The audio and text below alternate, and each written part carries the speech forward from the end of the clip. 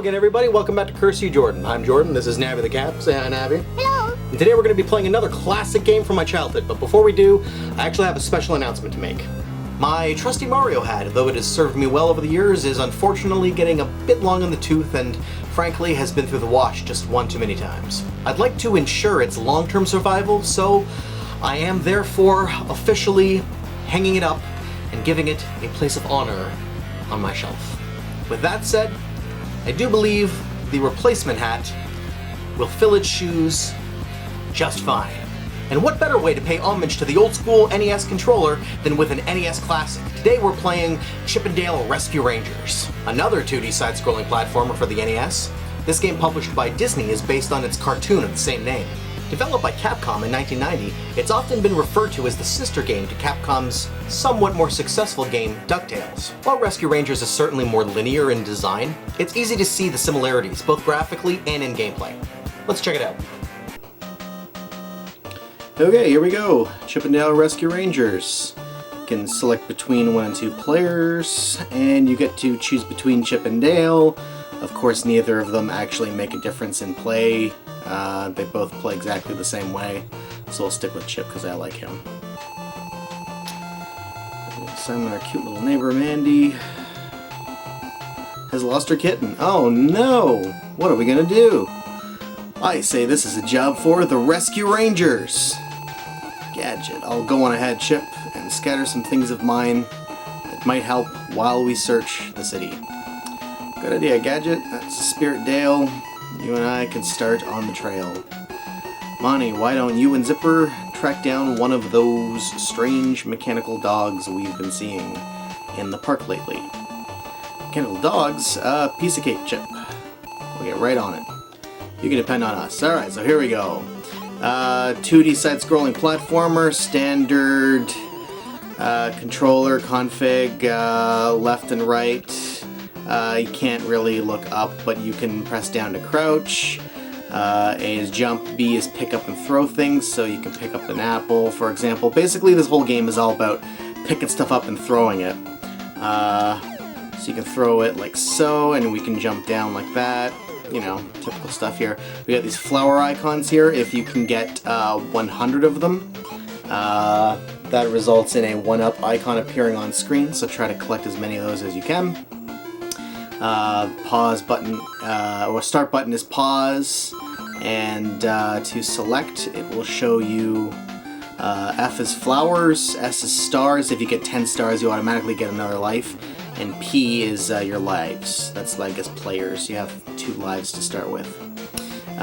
So you can also pick up these boxes here. The cool thing about the boxes is that while holding one, if you press down, you can hide inside one of them, and it sort of gives you a temporary invulnerability to any enemy attacks. Of course, it only takes 1 hit, and then you lose the box, so you have to pick up another one. But you can also throw them in all directions, left, right, and up. I don't think you can throw them down, though. Let's see if you can jump on top. No, you can't. It'll just go forward. Oh no, I missed that guy. You also notice for big objects like the apples, when you pick those guys up, you can see him sweating and stuff like that, because they're heavier to pick up. He can't jump nearly as well with that, so it reduces your maneuverability. Anyway, you can, also when crouching under these boxes, you can throw them too, but you kind of have to do a double tap with the B in order to get them to release properly. There, see, I just found a star. And you don't have to lift all the boxes. See, I just found a star in there. You don't have to lift all the boxes by any means, but I'll lift a couple of them just to start, just to show you how, you know, you can kind of go looking for objects in them. This game, it's pretty easy to get extra lives, so I'm not going to be doing this for much of the game because it's just going to take way too long. But just to give you the gist that that's how it kind of works. You'll also notice too that with those enemies there, it's 1 hit and they're gone. And you have a stock of 3 lives. See, like if I wanted to, I could, like, you know, look at all these boxes, but it's really unnecessary. And occasionally you'll come across these mystery boxes. Sometimes they have life in them or power in them and stuff like that. This particular one has a special power-up. It grants you temporary invincibility because Zipper comes and helps you out. When you unleash Zipper, your best course of action is to just progress through the level as fast as you possibly can, so you get to make the most of your time while invincible. So you'll notice Zipper just flies around and takes care of everything for you, and nothing else hurts you. See that electricity moving along the wire like that? That normally hurts you, but I was protected by it while I was invincible. Not really much else to say. It's pretty straightforward. See, now these blocks here, these don't disappear like the regular wooden crates. When you get hit by them, they stay with you. The trade-off is that you can't really throw them. They're heavier, and you'll notice that if you throw it while it's right on top of your head, you can daze yourself momentarily. So yeah, you can't really throw them, but what you can do is, yeah, you can use them again and again, and you can also stack them like that so that you can get to higher heights. Anyway.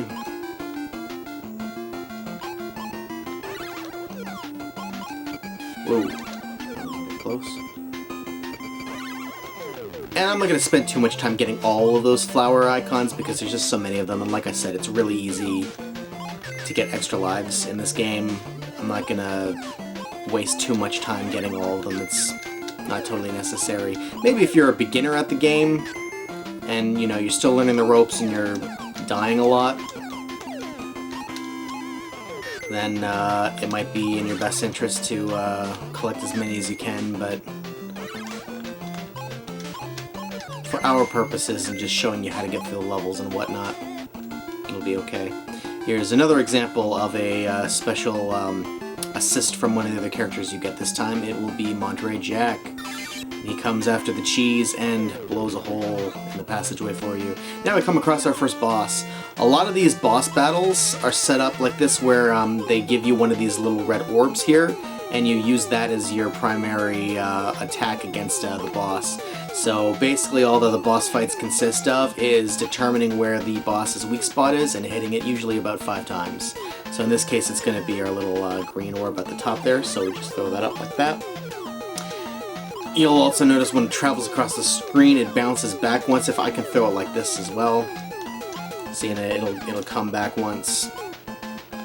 And you want to be aware of that, so that it doesn't hit you. It won't hurt you if it hits you, but it will momentarily stun you, and that can mean the difference between avoiding the enemy attack. So there you go, you see that was pretty straightforward, just 5 simple hits. Now in these little bonus rounds here, you want to act as quickly as you can, and open as many crates as you can. See there, I just got a 1-up.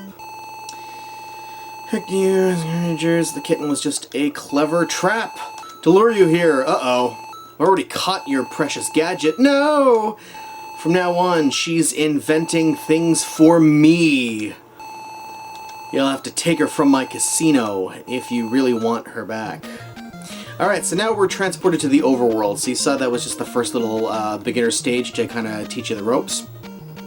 From here we go to the individual levels, and they are numbered by, well, not numbers, but letters. You'll also notice too that there are some forks in the road.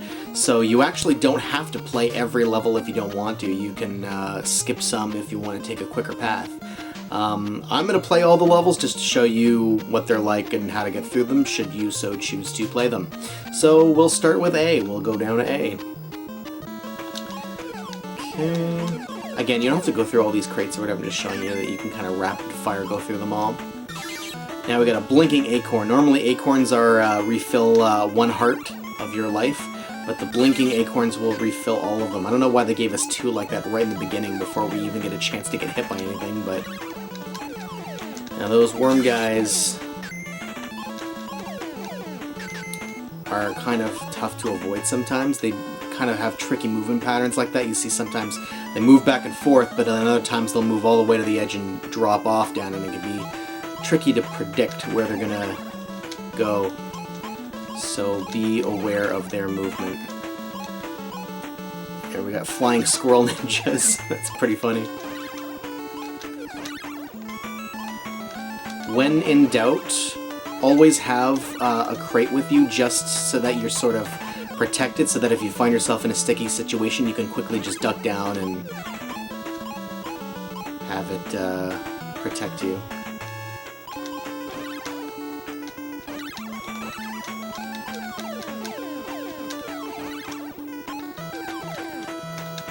Whoa, that was close. And already we're at the boss of level A. This guy's feathers hurt you, obviously. Whoa. Man, the aiming is sucking. Come on.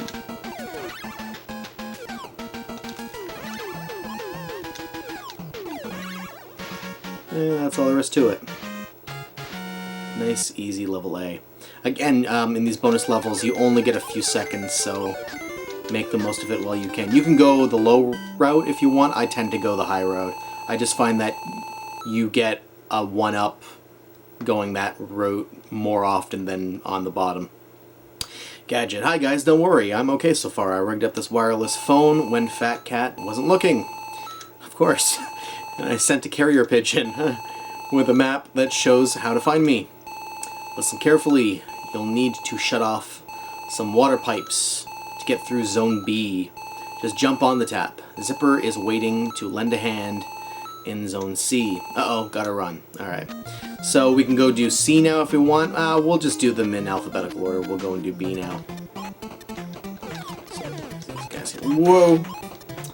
See, he hit me there, and I didn't get a chance to go and see what was in that crate back there. But oh well.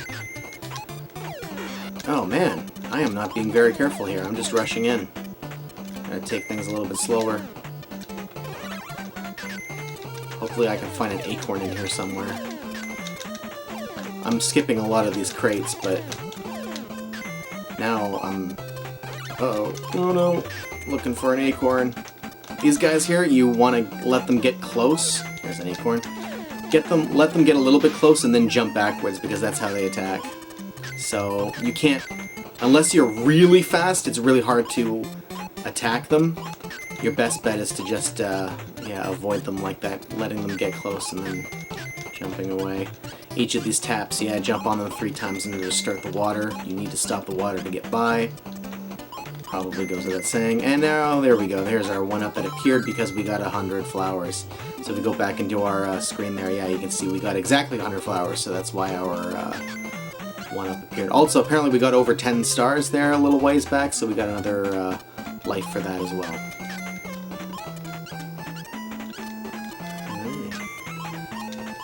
Whoa.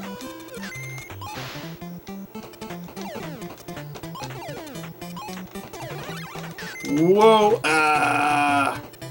Yeah, you gotta be careful of those bees when they fly straight at you. They can knock you back into those tubs. I'm not gonna bother getting all those flowers again. I'm not worried. Like I said, it's really, really, really easy to get extra lives in this game. Whoa. Probably best to wait for them to appear before jumping. Yeah, a little impatient was my problem. And these bombs here work the same way as crates. You just can't hold on to them as long, because if you hold on to them for too long, they explode in your face. Now we got there a little jar with a P on it, which is power. And basically what that does is lets you lift heavy objects without it making you tired. See, now we got these alien enemies here that turn into clones of your character. Yeah, you saw there how I was carrying that big apple there, but it didn't decrease my jump ability.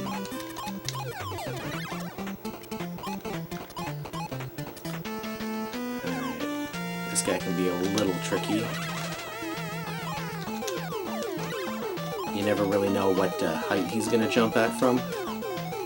When he's at that height, I recommend not throwing the ball up to hit him, because when you do so, you'll notice that, like that, see, just let him pass over you. you'll notice that when you throw the ball up, you do sort of a little mini half hop. And so when he's at that low altitude, you can actually damage yourself when you hop up to attack him.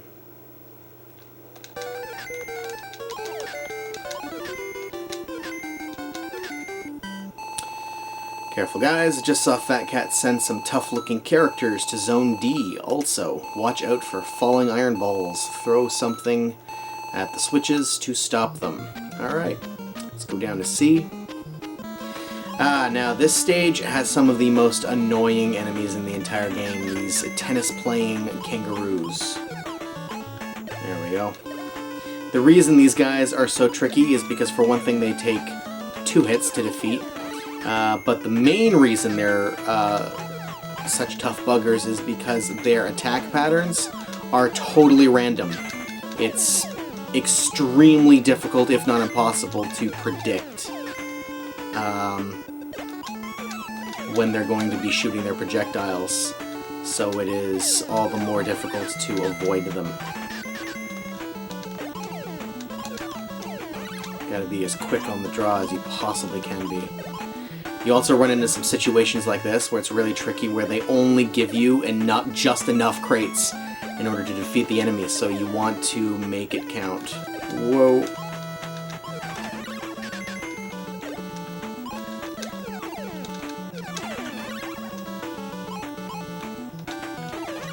Whoa. I recommend just bypassing a lot of these enemies if you can get away with it, because it's not worth taking the risk. These guys are just so hard.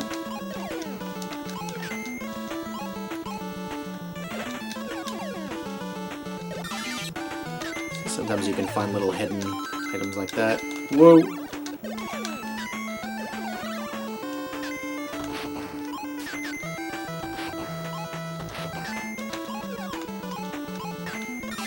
There's a zipper in here.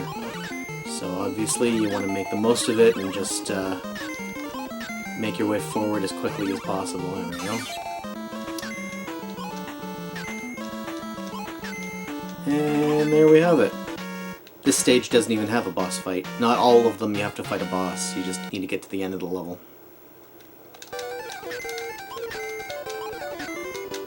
Oh no! It appeared while I wasn't ready for it! Dang it! Careful guys, just saw Fat Cat send some tough look. Oh, this is the same thing that you said before. Okay. Yeah, got it. Thanks. Alright. Now, the tricky thing about this stage is you run into crates that are actually enemies. For example, this guy coming up right here. Now, you can tell in advance. It's very, very difficult, though, to tell the difference. Basically, it's a very, very subtle color difference.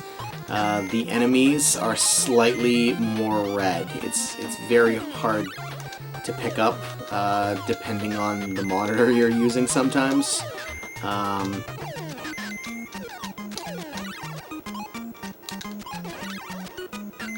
But with a little trial and error, worst comes to worst, you can always just memorize where they are.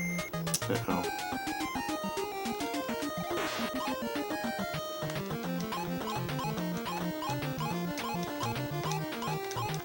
Uh-oh. I may have botched this one. There we go. Whew. But I needed an acorn. These guys, you can try to jump over them, but it's a little bit hairy. The best way to do it is to hit them with something to keep them spinning, and while they're spinning they won't rotate up and down like that, so it kind of keeps them out of your hair for a couple seconds, just long enough to get by. These guys, yeah, can sort of throw like carpets at you or something, or roll the carpet at you. They run away once you get close enough to them, though. And this is what Gadget was talking about, how these iron balls falling down, you can stop them by simply throwing these switches to the off position. That's what you're going to have to do for all of them.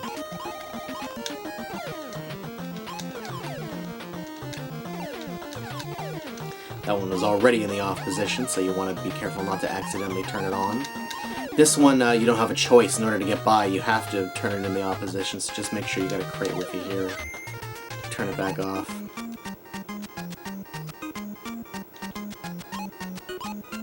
And don't be caught behind as those purple stacks are falling, because they will hurt you. Here we don't have anything to hit this guy with, so we just gotta wait for the right moment here. Crap. That wasn't a good example of that. There we go. Sneak by.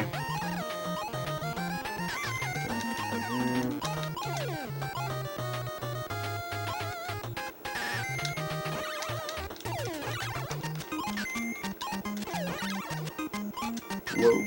Whoa! Yeah, those guys can jump up from underneath you if you're not careful.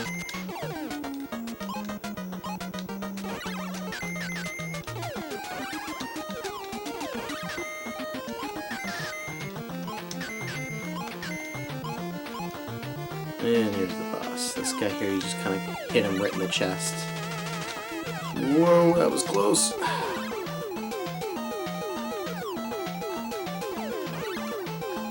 If you're lucky, you can kind of hit him a second time on the ball's way back. It doesn't always happen. There we go. Very simple.